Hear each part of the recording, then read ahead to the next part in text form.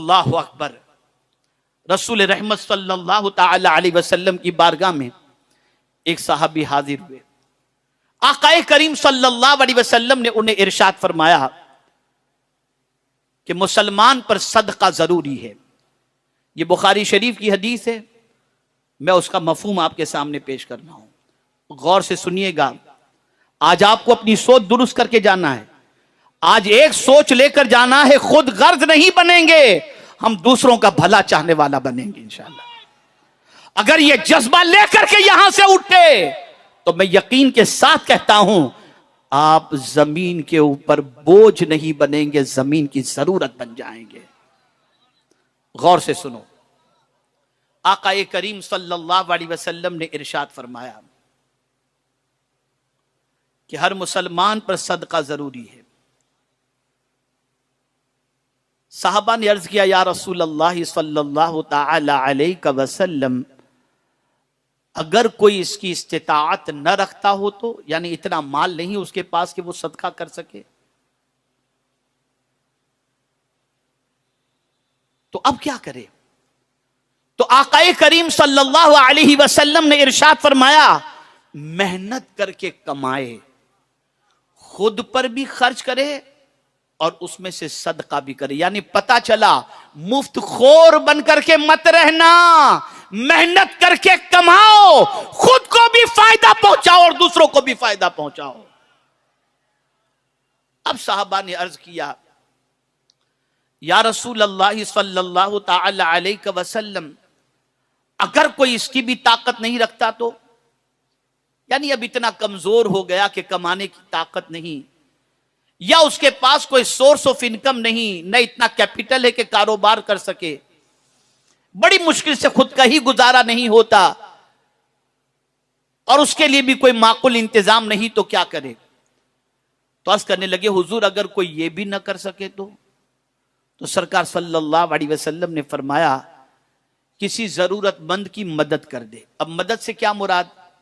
आपका जहन शायद इस तरफ जाएगा, जब उसके पास है ही नहीं, सदका नहीं कर सकता तो मदद से मुराद यह है कि किसी का सामान उठाकर उसके घर तक पहुंचा देना, कोई सवारी पर बैठना चाहता हो तो हाथ पकड़ के सवारी पर बिठा देना, कोई सवारी पर बैठ रहा हो तो उसका सामान उसके हाथ में दे देना, इस तरह से मदद।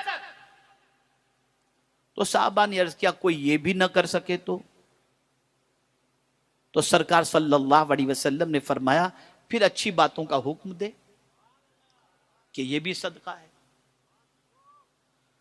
तो साहबा ने अर्ज किया, अगर कोई ये भी ना कर सके तो? अब सुनिए, हुजूर सल्लल्लाहु अलैहि वसल्लम ने फरमाया, अपने आप को बुराई से बचा के रखे, ये भी सदका है। यानी तुम अपने आप को बुराई से बचा कर रखो, बुराई से बच करके रहना, यह भी हुजूर के नजदीक सदका है। और सदका है क्या? यह अल्लाह के गजब को ठंडा कर देता है। आज तकलीफें पहुंचाना, कीन और हसद को दिल के अंदर लेकर के घूमना, प्लानिंग करना, दिलों में खोट रखना, लोगों का माल लेकर खा जाना और अपनी जिंदगी को नफा बख्श बनाने की बजाय अपनी जिंदगी को इस तरीके से गुजारना कि दूसरों के लिए बोझ बन जाए, यह आज के मुआशरे के बहुत सारे मुसलमानों की जिंदगी बन चुकी है। इसलिए ए रसूल आजम सल्लल्लाहु अलैहि वसल्लम के दीवानों, अपनी सोच अच्छी करो, अपनी फिक्र अच्छी करो, और अच्छी फिक्र, अच्छी सोच कुरान से तुम्हें मिलेगी, सीरियल से नहीं मिलेगी, दूसरी जगहों से नहीं मिलेगी, सोशल मीडिया से नहीं मिलेगी। अच्छी सोच कुरान से मिलेगी, अच्छी सोच मदीने के ताजदार सल्लल्लाहु अलैहि वसल्लम से मिलेगी। बस इसी पर मैं आपको एक वाकया अर्ज करके मैं अपनी गुफ्तगू को खत्म करूंगा, इसलिए कि हमें इशा की नमाज भी वक्त पर यहां के एतबार से अदा करनी है। सरकार ने कैसा इनकलाब पैदा किया था, आप जरा सोचो। जरा गौर करो, खुदा की कसम, दुनिया में इस तरीके से बेगर्दी की मिसाल किसी फॉलोअर की पेश नहीं की जा सकती जैसी मदीने के ताजदार के सहाबा ने पेश फरमाई है। आप जरा सोचो, एक जंग के मौके पर कुछ लोग जख्मों से चूर होकर मैदान के अंदर मौजूद हैं, कई जख्मी मौजूद हैं। एक जख्मी की जबान से निकलता है आला आतश, प्यास, पानी। सहाबी दौड़ते हैं, पानी लेकर उनके पास पहुंचते हैं। वो जख्मों से निढाल है, वो जख्मों से वो निढाल है साहबी। उनके पास पानी लेकर जैसे ही पहुंचे तो करीब दूसरे जख्मी साहबी ने अल आतश पानी को देख करके जैसे ही कहा, ये जख्मी साहबी कहते मैं कैसे पानी पीऊं जबकि मेरा भाई खुद प्यासा है, पहले उसे पानी पिलाओ।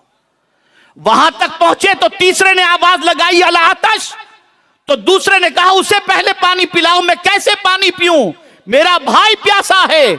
यहां तक के 7 सहाबा के पास वो पानी लेकर के पहुंचते रहे। 7 के 7 की रूह परवास कर गई और 7 ने मरना तो पसंद किया, अपने भाई को प्यासा देखना पसंद नहीं किया। ऐसे आलम में भी उन्होंने जज्बे इसार का मुजाहिरा किया। आज हमारी पोजीशन क्या है? आज हमारी सिचुएशन क्या है? आज हमारे हालात क्या हैं? खुदा के लिए अपनी सोच बदलो, खुदा के लिए अपनी फिक्र बदलो, इसलिए कि पहले फिक्र ही तबाह होती है। कुव्वते फिक्र और अमल पहले फना होती है, फिर किसी कौम की शौकत को जवाल आता है। हमारे जवाल के कई असबाब में से एक सबब यह भी है कि हमारा फिक्री दिवालियापन ऐसा हो चुका है कि अब हम कुरान से कुछ फिक्र लेते ही नहीं, हदीस से कुछ फिक्र लेते ही नहीं। सारी फिक्र को हम अगर कहीं से अखज करते हैं तो वो शैतान से, लिबास शैतान से, जीने का अंदाज शैतान से, सब कुछ शैतान, सब कुछ गुनाह और सब कुछ आवारा लोगों से हम हासिल कर रहे हैं। बदलो अपनी सोच को, बदलो अपनी फिक्र को और अच्छी सोच बनाओ, भला चाहने की सोच बनाओ, लोगों को नफा पहुंचाने की सोच बनाओ, लोगों के लिए अच्छा काम करने की सोच बनाओ, लोगों के काम आने की सोच बनाओ। और ये बात याद रखें कि जो लोगों के काम आता है उसकी हिफाजत की जाती है।